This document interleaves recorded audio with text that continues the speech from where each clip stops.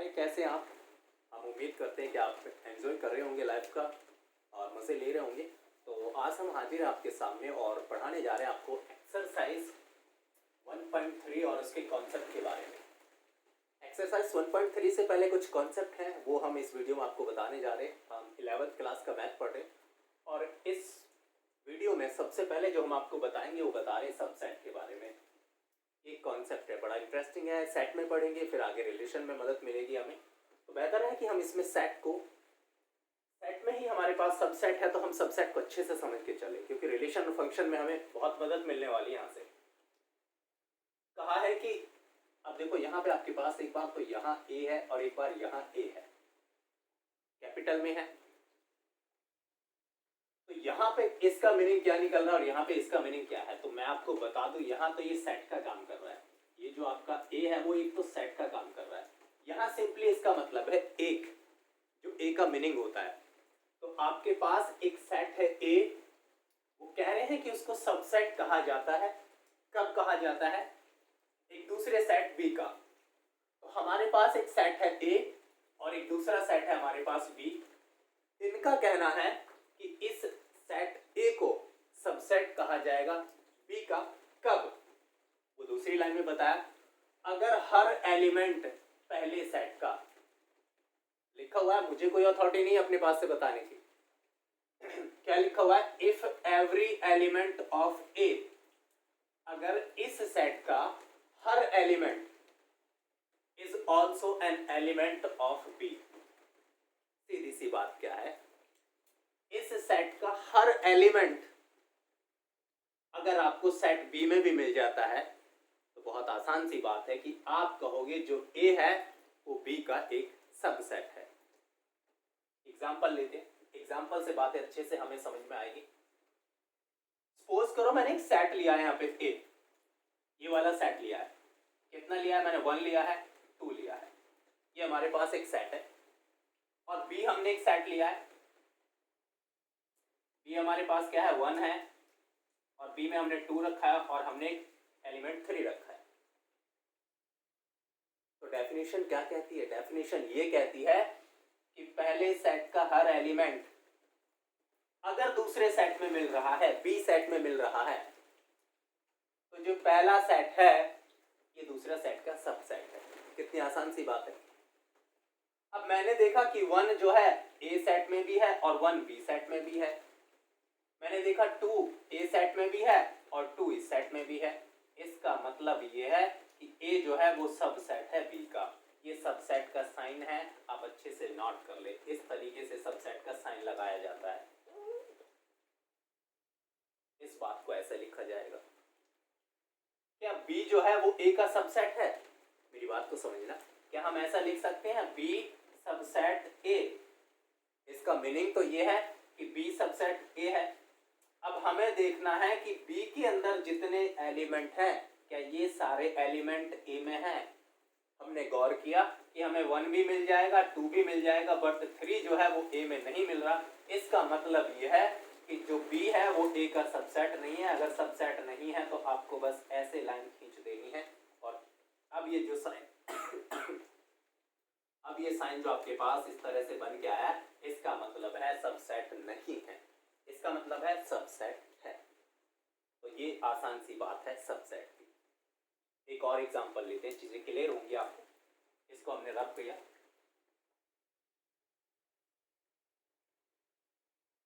Example लिया हमने कि हमारे पास एक तो सेट है, वोवेल्स का सेट ले लेते हैं। ये ए, ई, आई, ओ, यू। एक सेट हमने वोवेल का लिया है। इंग्लिश अल्फाबेट के अंदर जितने वोवेल हैं वो सारे रखें। एक दूसरा सेट ले रहे हैं, इसमें ए, बी, सी, डी, ई, एफ, सिर्फ इतने एलिमेंट लिए। अच्छा जी, अब मुझे देखना है, हम दोनों को देखने वाले हैं, ए बी का सबसेट है या नहीं और बी ए का सबसेट है या नहीं। तो अगर आपको ये देखना है कि ए बी का सबसेट है नहीं, है या नहीं, तो इसके लिए ये सारे एलिमेंट इसमें मिलने चाहिए, ये सारे एलिमेंट इसमें मिलने चाहिए, चाहे और कितने भी एक्स्ट्रा हो हमें कोई फर्क नहीं पड़ता। इसके अंदर चाहे कितने भी एलिमेंट एक्स्ट्रा हो हमें फर्क नहीं पड़ता। अच्छा जी, मैंने देखा ए यहाँ है, यहाँ भी है, फिर हमें चेक करना है ई, तो मुझे ई भी मिल गया। फिर मैंने देखा आई, तो आई यहाँ है, बी में नहीं है, इसका मतलब जो ए है वो सबसेट नहीं है बी का। कॉन्सेप्ट को समझना है आपको, ज़्यादा डिफिकल्ट कॉन्सेप्ट है नहीं, बहुत आसान सा कॉन्सेप्ट है और समझ में आएगा। अच्छा जी, हमने ये तो चेक कर लिया कि ए जो है वो बी का सबसेट नहीं है। अब बी को और चेक कर लेते हैं। जब आप बी को चेक करने जा रहे हो कि बी, यहाँ पे हम डॉट्स लगा रहे हैं, मतलब हमारे पास एक ब्लैंक है, तो हम ये देख रहे हैं कि जो बी है वो ए का सबसेट है या नहीं है। अब जब हमें बी को देखना है सबसेट है या नहीं है, तो इसके सारे एलिमेंट इसमें मिलने चाहिए। मैंने देखा ए यहाँ मिल रहा है, बी यहाँ मिल ही नहीं रहा, तो इसका मतलब बी जो है वो भी ए का सबसेट नहीं है, बी जो है वो भी ए का सबसेट नहीं है। इस तरीके से आपको करना है। अच्छा जी, थोड़ा सा और बदल रहे हैं क्वेश्चन को, और अच्छे से समझ में आएगी बातें। क्या कर रहे हैं कि मैंने सेट लिया इंग्लिश अल्फाबेट का, पूरी एबीसीडी हमने ले ली, डी ई और डॉट्स लगा दिए मैंने, और आखिर में लिख दिया जेड। अब जो मेरे पास सेट है उसके अंदर इंग्लिश अल्फाबेट सारे हैं। मैंने एक ऐसा सेट लिया है जिसके अंदर इंग्लिश अल्फाबेट हमारे सारे हैं, सारे मिल रहे हैं। अच्छा जी, सारे इंग्लिश अल्फाबेट हैं। अब मुझे चेक करना है क्या अब सेट है ए जो है वो बी का सबसेट है। मैंने देखा ए मुझे यहाँ मिल रहा है, मैंने देखा ई भी मुझे मिल रहा है, और मुझे आई भी मिलेगा आगे, क्योंकि अल्फाबेट का सेट पूरा है। यहाँ इस सेट में हमें आई भी मिलेगा, ओ भी मिलेगा और यू भी मिलेगा। इसका मतलब ये सारे एलिमेंट जो हैं वो बी सेट में मिल रहे हैं। तो सीधी सी बात ये है कि जो ए है वो सबसेट है बी का। अच्छा जी, उल्टा और देख लेते हैं एक बार, क्या बी जो है इसका सबसेट है? नहीं, बी इसका सबसेट नहीं है। क्यों? क्योंकि हमें आगे बढ़ने की जरूरत नहीं है। हमने देखा कि बी जो है इसमें है बट उसमें नहीं है, तो इसका मतलब जो है बी सबसेट नहीं है ए का। तो ये तो वो बात थी जो इन्होंने इन दो लाइन में बताई हुई है। ये डेफिनेशन आपकी एनसीईआरटी की बुक में गिवन है। अच्छा जी, अब आगे बढ़ते हैं। ये आगे इन्होंने क्या बात बताई, ये कह रहे हैं कि ए सबसेट बी। अब इसका मतलब तो आपको पता लग चुका है। ए सबसेट बी का मतलब ये है कि ए के जितने एलिमेंट हैं वो बी में भी हैं। अच्छा जी, तो इन्होंने इसी, अब ए सबसेट बी है तो इन्होंने मैथ की लैंग्वेज में लिखा हुआ है। अब तक मैंने आपको अपनी लैंग्वेज में बताया, इजी लैंग्वेज में बताया, तो आपको ये भी समझनी है लैंग्वेज कि यहाँ पे इन्होंने कौन सी बात बताई है। ये कह रहे हैं कि अगर ए बी का सबसेट है, जैसे यहाँ पे ये बिल्कुल सही बात है, ये सेट ए है और वो बी का सबसेट है, तो इनका कहना है कि ए एक एलिमेंट है। ये ए जो स्मॉल मैंने यहाँ पे लिखा है ये एक एलिमेंट है, ये ए से बिलोंग करेगा। अब आपने देखा ये जितने एलिमेंट हैं वो ऐसा समझकर चले आप कि वो ए के जैसे काम कर रहे हैं। हमने देखा ए जो है ए से बिलोंग कर रहा है, ई जो है ए से बिलोंग करेगा, आई भी बिलोंग कर रहा है, ओ भी बिलोंग कर रहा है, यू भी बिलोंग कर रहा है। मतलब ये 5 एलिमेंट ए सेट के अंदर हैं। इसका मैंने शायद आपको पहली वीडियो में, सबसे पहला जब मैंने इंट्रोडक्शन दिया था एक्सरसाइज 1.1 का, तो इस साइन का मैंने आपको मीनिंग बताया था। इसका मतलब होता है बिलोंग टू। तो इनका कहने का मतलब ये है कि ए जो है वो बी का सबसेट तभी होगा जब कोई एलिमेंट है ए और वो ए से बिलोंग कर रहा है। इंप्लाइज, इस साइन का मीनिंग है इंप्लाइज। अगर वो एलिमेंट ए में है तो वो एलिमेंट बी में भी होगा। अगर वो एलिमेंट ए में है तो वो बी में भी होगा। अगर ए में है बी में नहीं है तो सबसेट नहीं है। सीधी सी बात ये है। अच्छा जी, इस लाइन का हमें मतलब पता लग गया। अब ये बात भी मैंने अभी आपको बताई एग्जांपल लेकर, ये वाली बात आपको बता दी है कि कब सबसेट नहीं होता, वही लाइन यहाँ पे लिखी है क्या, if A is not a subset of B. अगर ए आपके पास कोई सेट है और बी आपके पास कोई सेट है और ए जो है वो बी का सबसेट नहीं है, हालांकि ये आपको पता है कौन सी कंडीशन में सबसेट नहीं होता, कोई बात नहीं, हम एग्जांपल ले रहे हैं। ए हमने सेट लिया 1 2, बी हमने सेट लिया 2 3 4, 2 नहीं रख रहे हम इसमें, हमें तो ये शो करना है कि जो ए है वो सबसेट नहीं है बी का। आप चेक करें, ए में 1 है 2 है, अब ये 1 और 2 एलिमेंट आपको बी में भी मिलने चाहिए, ये कंडीशन जो है वो सेटिस्फाई होनी चाहिए, तभी कहोगे कि आप ए जो है बी का सबसेट है। मैंने देखा कि 1 हमारे पास कोई एलिमेंट है, वो ए से बिलोंग कर रहा है, ए से बिलोंग कर रहा है, फिर आगे देखा मैंने 1 जो है बी से बिलोंग नहीं कर रहा, मतलब यहाँ पे क्या होने वाला है, यहाँ पे ये हो रहा है कि 1 does not belong to B.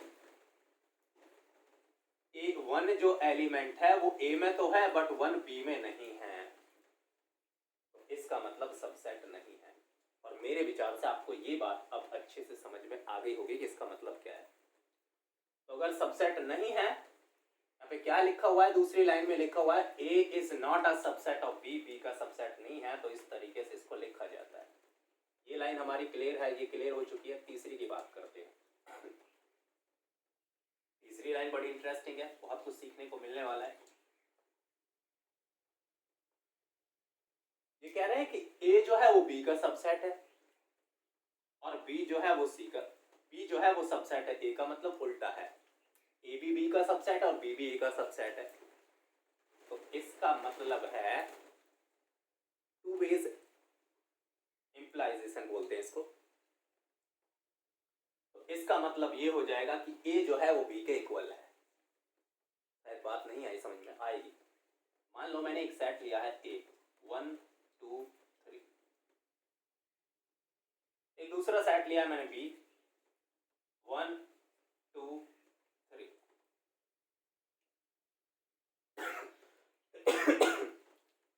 हमें क्या देखना है, देखिए हमें देखना है, हमने सबसे पहले ये काम करना है हमें, क्या ए सबसेट बी है, तो देखते हैं हमारे पास क्या है ए सबसेट में, एक हमारे पास सेट है उसमें देखना क्या है, 1 है 2 है 3 है, 1 2 3 बी में भी मिल रहा है, इसका मतलब ये तो है कि ए जो है वो सबसेट है बी का।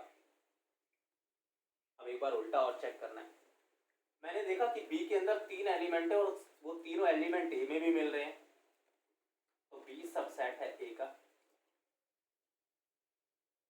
समझना है बात को, बहुत आसानी से समझ में आने वाली है। मैंने देखा ए सबसेट बी, ये कंडीशन फुलफिल हो रही है, मैंने देखा बी सबसेट ए, ये भी फुलफिल हो रही है। तो इन्होंने एक नई बात कही है कि अगर ऐसा हो जाता है तो ए और बी दोनों इक्वल होंगे, अलग नहीं होंगे। और आप गौर करके देख सकते हैं ए और बी इक्वल है हमारे पास, ये बात इन्होंने यहाँ पे बताई है।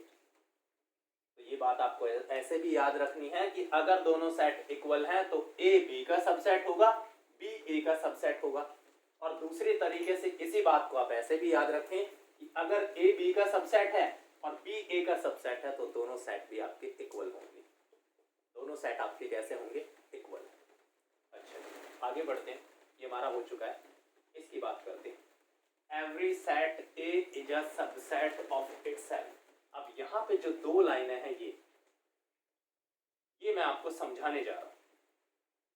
इसके लिए क्या करना होगा, हमें एक सेट की जरूरत होगी, हमें उसके सारे सबसेट निकालने होंगे और सबसेट निकालते ही आपकी ये दोनों लाइन आप समझ कर चले कि क्लियर हो चुकी है। देखिए इसी क्या, every set A is a subset of itself. हमने कोई सेट लिया ए, क्या है 1 2, मैंने एक सेट लिया। अब मैं क्या करने वाला हूं, मैं इसके सारे सबसेट लिखने वाला हूं। देखिए सबसे पहला इसका सबसेट होगा जिसके अंदर एक भी एलिमेंट नहीं है, एक सबसेट वो भी होगा इसमें जिसके इसके अंदर एक एलिमेंट है। आप गौर करें, ये इसका एक सबसेट है, एक सबसेट ये भी होगा, एक सबसेट क्या होगा, 1 और 2 भी होगा।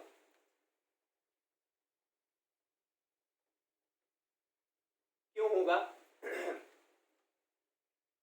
आपके पास एक सेट है, उससे आपने इसके सबसेट निकाले कि इस सेट से कितने सबसेट तैयार हो सकते हैं। तो हमने देखा कि एक तो ये जो सबसेट हमारे पास आया, ये भी इससे बना हुआ है, और ये भी इसका एक सबसेट है, ये भी इसका सबसेट है, ये भी इसका सबसेट है। और आपको याद करें तो मैंने बताया था कि जो खाली सेट होता है वो हमारा एम्प्टी सेट होता है। इसको फाइव से भी डिनोट किया जाता है, तो मैं इसको फाइव लिख रहा हूं, फाइव से भी डिनोट किया जाता है। तो यहां से हम दो बातें सीखने वाले हैं, एक तो ऊपर की बात, दूसरी नीचे की बात। जब मैंने एक सेट लिया और उसके इस सेट से जितने सबसेट बनने वाले हैं वो मैंने सारे आपके सामने रख दिए, तो हमने देखा कि हमारे पास 4 सेट तैयार होकर आते हैं। एक ऐसा सेट तैयार होकर आता है जिसके अंदर एक भी एलिमेंट नहीं है, वो हमारा एम्प्टी सेट कहलाता है। एक ऐसा सेट भी तैयार होकर आएगा जो बिल्कुल इसके जैसा होगा। और ये दो बातें यहां पे हमें समझ में आने वाली। क्या? एवरी सेट ए, आपने कोई सेट लिया ए, जैसे मैंने यहाँ पे लिया है, तो वो क्या लिखा हुआ है, सबसेट होता है अपने आप का। सीधी सी बात ये है, ए सबसेट ए। ये मैंने एक सेट लिया है और ये सेट अपने आप का सबसेट है। क्यों है? क्योंकि ये कोई नई चीज नहीं है हमारे पास। आप गौर करके देखें, ये हमारे पास सेट ए ही है जो हमने लिया है। अब यहां से हमें पता लगा कि ये जो सेट है वो इसका सबसेट है, ये इसका सबसेट है, एक ही चीज है। तो हम इसको ऐसे लिख सकते हैं, ए सबसेट ए, क्योंकि इसके अंदर दो एलिमेंट है और वो दोनों एलिमेंट हमें यहाँ पे मिल रहे हैं। इसका मतलब ये जो है इसका सबसेट है। तो ये बात आपकी इस तरीके से क्लियर हो चुकी है। बात करते हैं फाइव की। फाइव जो है वो सबसेट होता है हर सेट का। बिल्कुल सही, आपके सामने है, देखिए। जरूरी नहीं आपके पास सेट ए 1 2 है, आप कोई भी सेट ले सकते हैं। हर सेट का एक सबसेट होता है 5। आप अपने ब्रेन के अंदर सेट कर लें बात। हर सेट अपने आप का सबसेट होता है, ये बात भी आप सेट कर लें। अगर अभी भी ये बात, ये 2 लाइन आपको समझ में नहीं आई है, तो मैं एक एग्जांपल और लेके आपको ये बात समझाने वाला हूँ। हम ये ऊपर का सब कुछ रब कर रहे हैं क्योंकि इन सब से हमें अब कोई मतलब वास्ता नहीं है। अगर जरूरत पड़ेगी तो हम दोबारा से लिखेंगे, बट फिलहाल के लिए रब कर रहे हैं क्योंकि ये बातें हमारी समझ में आ चुकी हैं।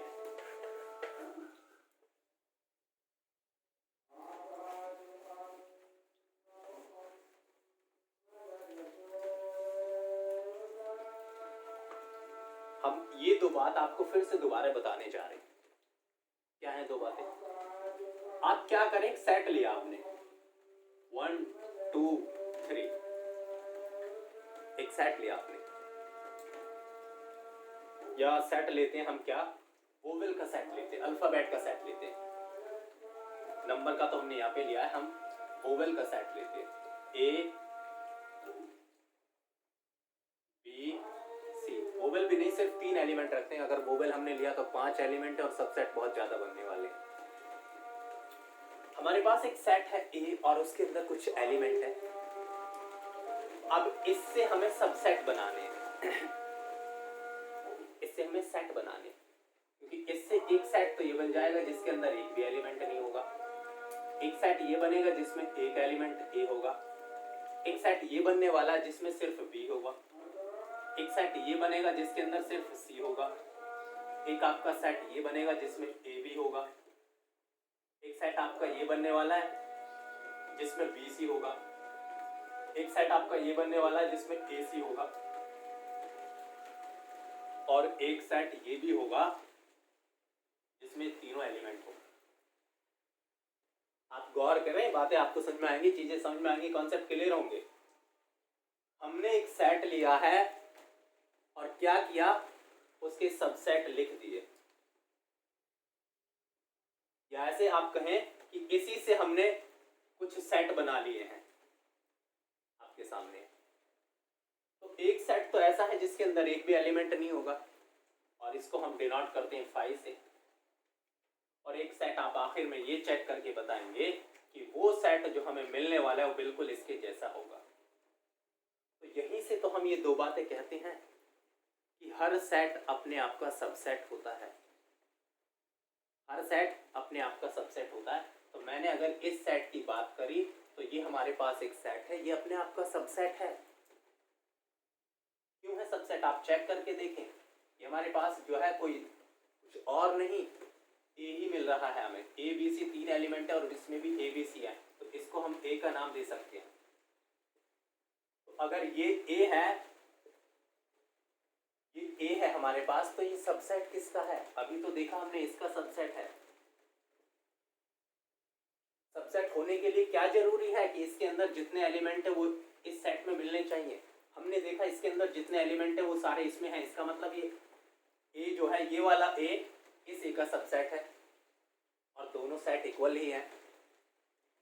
लेकिन मैं आपको ऐसा क्यों बता रहा हूं कि ये हमारे पास ए है, ये हमारे पास ए है, इस ए को मैंने यहां लिखा है और ये सबसेट है इस वाले ए का। ये बात समझाने के लिए मैं आपको ऐसे अलग अलग करके बता रहा हूं। क्या लिखा हुआ है कि हर सेट अपने आप का सबसेट होता है, बिल्कुल सही बात कही है इन्होंने। उसके बाद एक नई बात भी कही है कि फाई जो है वो सबका सेट होता है। कोई भी आपके पास सेट है उसका एक सबसेट आपको मिलेगा फाई। आप चेक करें, फाई तो आपको मिलने वाला है ही। इनके अलावा और भी बहुत सारे सेट मिलेंगे, लेकिन उनके लिए कोई यूनिक स्टेटमेंट थी नहीं। हमारे पास ये दो यूनिक स्टेटमेंट इन्होंने दी थी, हमें इनसे मतलब है। अच्छा जी, सबसेट था ये। अब इसके अलावा देखने वाले हम कौन सा कॉन्सेप्ट हमारे सामने आता है। ये कह रहे हैं subset of real numbers.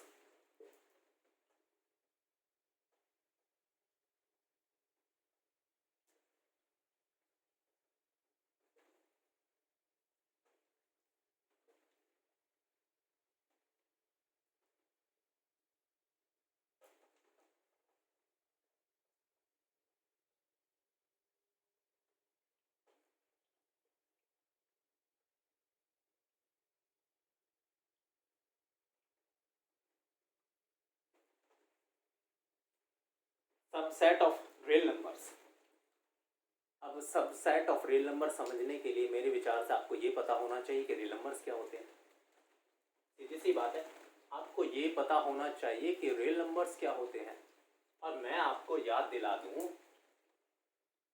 Class 10th के मैथ की अगर हम बात करें तो सबसे पहला जो चैप्टर है वो यही आता है, रियल नंबर्स। इसीलिए तो मैं आपसे कहता हूं कि मैथ जो है आपका प्रीवियस के ऊपर डिपेंड करता है। कुछ ऐसी बातें हैं मैथ के अंदर जो आपने 9th क्लास में पढ़ी और वो बहुत जरूरी है पढ़नी, अदरवाइज आप 10th का मैथ सॉल्व नहीं कर पाएंगे। और कुछ ऐसी बातें हैं जो बहुत जरूरी है 10th के मैथ के अंदर जो आपको पढ़नी चाहिए, अदरवाइज आप +1 का मैथ नहीं समझ में आएगा। अच्छा जी, रियल नंबर है। अब रियल नंबर को मैंने समझाया है कहाँ पे, यहाँ बताया। आपको यहाँ जाना होगा, क्लास 9 एक्सरसाइज 1.1। अक्सर मैं इसका बताता रहता हूँ आपको, क्योंकि जो नंबर्स हैं वो आखिर तक चलने वाले हैं। या +1 में पढ़ रहे हैं, फिर हम आगे रूबरू होंगे इन्हीं रियल नंबर से। कहाँ? 12th क्लास में। तो जब मैंने आपको इन्हें 9th में बताया है और 9th में है, तो सबसे बेहतर ये है कि आप इन्हें 9th में ही सीख लें। 9th में नहीं पढ़े तो आप 10th में जरूर सीखें रियल नंबर्स में। वहाँ नहीं सीखे तो आपको यहाँ देखिए ज़रूरत पड़ रही है इनकी, आपको सीखने पड़ेंगे ही, तभी आप 11th का मैथ सॉल्व कर पाएंगे। तो आपको ये एक्सरसाइज देखनी है, एक्सरसाइज 1.1 क्लास 9th की पहले चैप्टर की एक्सरसाइज है। सिर्फ आपको इतना देखना है, यहाँ पे मैंने बताया है नंबर्स के बारे में। आप जब मैं एक्सरसाइज कि क्वेश्चन सॉल्व कराने लगूँ तो आपको छोड़ देना है, वीडियो को नहीं देखना, आपको सिर्फ वहाँ पे नंबर्स को समझना है। वहाँ पे बताया मैंने नेचुरल नंबर्स के बारे में, उसके बाद बता रखा है होल नंबर्स के बारे में, उसके बाद बताया इंटीजर्स के बारे में, उसके बाद बताया रेशनल नंबर के बारे में। रेशनल को वैसे हम क्यू से डिनोट करते हैं। ये सारी बातें तो आपको मिलने वाली हैं यहाँ से समझ में। एक नंबर और है इसके अलावा, वो है आपका इरेशनल नंबर, और उसको डिनोट करते हैं टी से, और ये मिलने वाला है आपको एक्सरसाइज 1.2 में। तो ज़्यादा से ज़्यादा आपको 10 मिनट लगेंगे इस वीडियो पर जाना है, ये समझने हैं नेचुरल नंबर्स कौन से होते हैं, होल नंबर्स कौन से होते हैं, इंटीजर्स आपके कौन से होते हैं, रेशनल आपके कौन से होते हैं, और आपको डेफिनेटली इरेशनल नंबर भी समझ में आएगा यहाँ से। जब आप ये समझ लेंगे तो जो अब मैं बताने वाला हूँ वो आपको समझ में आएगा, और अगर आपने इनको नहीं समझा यहाँ जाकर तो ये भी समझ में नहीं आएगा जो बताने वाला हूँ। अच्छा जी, तो देखिए अब यहाँ पे क्या नई बात हम सीखने जा रहे हैं कि जो ये हमारे पास अभी सेट थे, जो यहाँ हमारे पास अभी सेट थे, कौन से सेट थे? हमारे पास है concept subsets of real numbers. Real number के सबसेट्स हम पढ़ने जा रहे हैं। जल्दी जल्दी से मैं लिख रहा हूँ। सबसे पहला नेचुरल नंबर्स होते हैं, यही बात मैंने वहाँ पे बताई है, बस थोड़ा सा फर्क है, वहाँ मैंने डिटेल में बताया है। उसके बाद होल नंबर्स होते हैं, होल नंबर का सेट 0, 1, 2, 3 अप टू इंफिनिटिव। इसके बाद आपके इंटीजर्स होते हैं। एक और बात, वहां पे मैंने इन नंबर्स को ऐसे रखा था, सिर्फ इतना लिखा हुआ है, सेट में नहीं डाल रखा। जैसे यहाँ मैंने सेट बनाया हुआ है होल नंबर्स का, वहां पे सेट में नहीं डाल रखा। क्यों? क्योंकि 9th में सेट है ही नहीं, सेट तो हमने +1 में जाके पढ़ा है, इसलिए वहां हम इस चीज से रूबरू नहीं थे। बट यहाँ हम रूबरू हैं, इस तरह से सेट लिख सकते हैं। ये नेचुरल नंबर का सेट है, ये होल नंबर का सेट है। ये हमारे पास किसका सेट होगा? ये हमारे पास सेट होने वाला है इंटीजर्स का, -1, 0, 1, 2, 3, और उसके बाद डॉट्स लगा दिए मैंने। इधर भी माइनस इन्फिनिटिव को अटेंड करेगा, माइनस इन्फिनिटिव, इधर प्लस इन्फिनिटिव को अटेंड करेगा।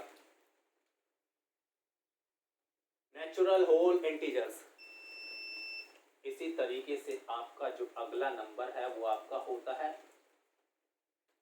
Rational number. एक ऐसा नंबर जिसको आप P/Q की फॉर्म में लिख सकते हैं, जहां P और Q इंटीजर्स होते हैं और Q नॉट इक्वल टू 0 होता है। इसी बात को हम लिख रहे हैं यहाँ पे, कैसे? X is equal to P/Q, P and Q both belong to Z। ये इंटीजर होते हैं आपके, where Q not equal to 0। ये आपका किसका है? रेशनल नंबर का सेट है। यहां से आपको शायद समझ में नहीं आ रहा होगा, तो आप जरूर उस एक्सरसाइज को देखें जो मैंने बताई है, आपको ये बात समझ में आने वाली है। ये कोई डिफिकल्ट काम नहीं है, बहुत आसान सी बात है रेशनल नंबर। इसके अलावा एक नंबर होता है, उसको हम डिनोट करते हैं टी से, वो हमारा होता है इरेशनल नंबर। तो हमारे पास कोई नंबर है x, इरेशनल नंबर का देखते हैं कोई सेट ऐसा ना हो जो छूट जाए। यस, हमारे पास हाँ इरेशनल है, सिलेबस में इरेशनल ही है। नेगेटिव इंटीजर, पॉजिटिव इंटीजर वो सब बताया हुआ है मैंने। तो मैंने सेट लिखा है x belong to real numbers. Set को सेट के तरीके से लिखना है, x बिलोंग कर रहा है रियल नंबर से। और क्या बताया हुआ है इन्होंने कि ये बताया हुआ है कि जो x है वो q से बिलोंग नहीं करेगा। बिल्कुल सही बात इन्होंने बताई है कि जो हमारे पास इरेशनल नंबर होते हैं उन्हें आप P/Q की फॉर्म में नहीं लिख सकते। रेशनल को P/Q की फॉर्म में लिख सकते हैं, इरेशनल को P/Q की फॉर्म में नहीं लिख सकते। इसीलिए इन्होंने ये भी कहा है कि जो आपका x होगा वो रेशनल नहीं होना चाहिए। हर वो नंबर आपका इरेशनल लेना है आपको जो रियल नंबर तो है बट रेशनल नहीं है। फिर से बात समझा रहा हूं मैं, हर वो नंबर आपका जो रियल नंबर में मिलता है आपको, रियल नंबर में मिलता है बट वो नंबर रेशनल नहीं होना चाहिए। ऐसा आपका नंबर कौन सा होता है? इरेशनल नंबर होता है। एग्जाम्पल के लिए √2 हो गया, √3 हो गया, √5 हो गया, ये सारे नंबर आपके इस सेट में आपको मिलने वाले हैं। अब इनके हम सबसेट की बात करने वाले हैं। तो देखिए जी कौन किसका सबसेट है।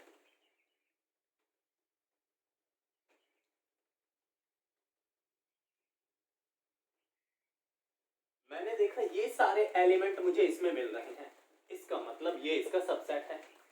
नेचुरल नंबर जो है वो सबसेट है किसका? होल नंबर्स का। फिर मैंने देखा कि सारे होल नंबर्स किस में मिल रहे हैं? इंटीजर्स में। आप चेक करें, जीरो से आगे के नंबर ये रहे। तो मैंने देखा होल नंबर किसका सबसेट है? इंटीजर का सबसेट है। तो होल नंबर सबसेट है इंटीजर का। अच्छा जी, ये बात समझ में आ गई। उसके बाद हम देखेंगे आगे कि जो हमारा इंटीजर का सेट है ये सारे नंबर आपको इसमें मिलने वाले हैं। तो z जो है वो सबसेट होगा किसका? तो q का सबसेट है। वो किसका सबसेट है? q का सबसेट है। और q किसका सबसेट है जी? रियल नंबर का सबसेट है। ये सेट की जो यहाँ से इन्होंने इनके सेट के बारे में थोड़ा सा बताया हुआ है, ये आपको समझना चाहिए। ये सारे नंबर आप गौर करें यहाँ मिलेंगे, यही सारे नंबर आपको देखने हैं यहाँ पे मिल रहे हैं, और यही सारे नंबर इसमें भी मिल रहे हैं। इसका मतलब नेचुरल नंबर इसका भी सबसेट है, इसका भी सबसेट है, इसका भी सबसेट है, इसका भी सबसेट है। होल नंबर आपका z का सबसेट है, फिर उसके बाद होल नंबर q का भी सबसेट है, होल नंबर रियल नंबर का भी सबसेट है। z आपका q का भी सबसेट है और z आपका रियल नंबर का भी सबसेट है। इस तरीके से आपको बातें समझनी है। और एक और सबसेट लिखते हैं हम यहाँ पे, कौन सा? जो भी अभी पढ़ा, t जो है वो सबसेट होता है रियल नंबर का। t भी रियल नंबर का सबसेट है। और आपको मैं बता दूं कि यहाँ अब तक जितने आपके सामने नंबर हैं ये सारे नंबर ही आपके रियल नंबर्स कहलाते हैं। तो इतना तो आप सीख चुके हैं कि रियल नंबर आपका नेचुरल, होल, इंटीजर, रेशनल और इरेशनल नंबर से बना होता है। जो आपका रियल नंबर है वो इन सब से बना होता है। अच्छा जी, आगे बढ़ते हैं। आगे हमारे